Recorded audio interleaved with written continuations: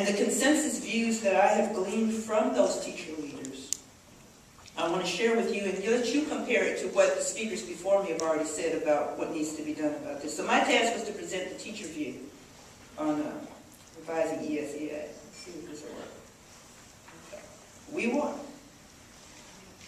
Though it had some good intentions, because NCLB was so poorly conceived and poorly implemented, it has been used to dilute curriculum, manacle teachers, and humiliate students.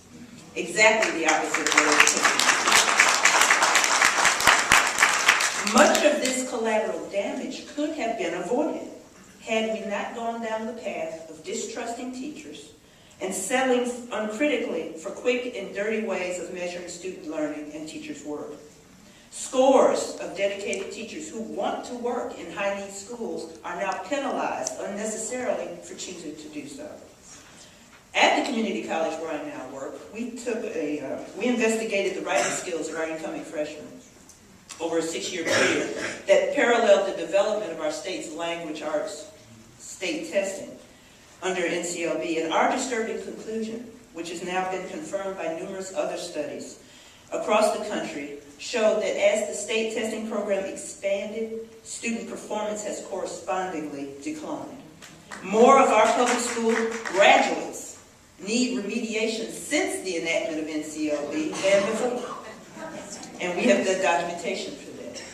Even the Department of Education itself recognizes that many of the tests we are currently using are not adequate for what we're trying to measure and for the life-changing decisions that we're trying to make based on them.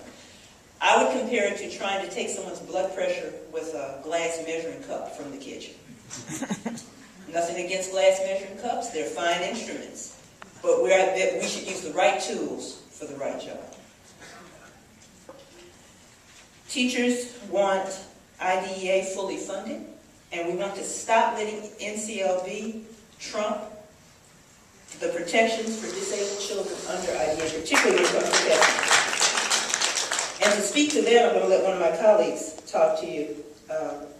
She shared this with us last year, and I'm bringing it back. And if you can't see it, I'm going to read it to you. I had a student from a home for medically fragile children. She was a quadriplegic. She was 12. Cognitively, she was normal, but she was at a first grade level, not a 6th grade level. In 6 months, this teacher took her from a 2.5 grade level to a 3.5 in reading and a 4.0 in math. She also made school fun for her and the child wanted to come to school for the first time in her life. But at the end of the year, she had to take the 6th grade test. And she failed miserably. The end of that story is that child, her parent withdrew her from school and she will not be back. And we have seen this scenario repeated time and time again all across this country. There is no reason to humiliate children just so we can lie and say we didn't know that our schools were underserving certain segments of the student population. You didn't know because you didn't look. And you did ask. Because parents and teachers have been telling us this for years. Teachers want more emphasis on equitable school funding rather than increased reliance on competitive grants. The need for more public and civic engagement on the front end of education decisions is long overdue. It is ironic that while some people deride poor parents for their seeming lack of concern over their children's education, the policies that were supposed to ensure and encourage their involvement have been consistently underfunded and unenforced. As a parent and as an educator, I have been among those effectively disenfranchised by local policies and maneuvers that meet the letter of the law but clearly gut its intent. I wholeheartedly disagree with putting significant portions of new federal dollars into competitive grants.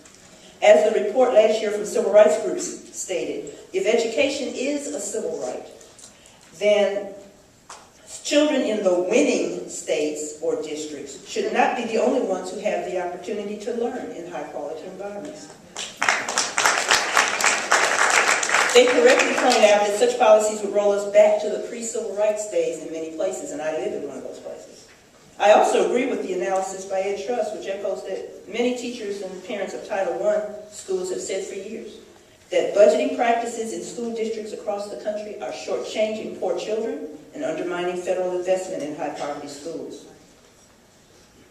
Our Teacher Solutions Team 2030, which produced the book Barnett referenced, envisions that teaching will be a much more fluid and vibrant profession with people entering and leaving at different points, as well as much more movement within the profession in the form of expanding hybrid roles. The problem is, and will be, the distribution of those teachers. Currently, minority and high-need schools are more likely to get the short-term or less qualified staff and suffer much higher teacher turnover rates than the higher-performing schools. And that's the fallacy behind most of the turnaround models that the administration has put forward. Higher teacher-administrator turnover destabilizes the school and its community. A better strategy is to establish a critical mass of stable, highly accomplished teachers who serve as mentors and anchors for the increasingly more transient staff. The federal government should support its rhetoric about the need to transform teacher education by not gutting the first federal level program to help do that, and by supporting the recommendations of the recent NCATE Blue Ribbon panel, of which Sharon Robinson and I were both a part. And finally, most important, we want to be involved in the formation of ed policies. We are not the hired help. We are responsible for carrying out the policies dreamed up by others. We are the experts. And we invite you to engage with me and with my colleagues in discussions of these very important ideas. Thank you so much.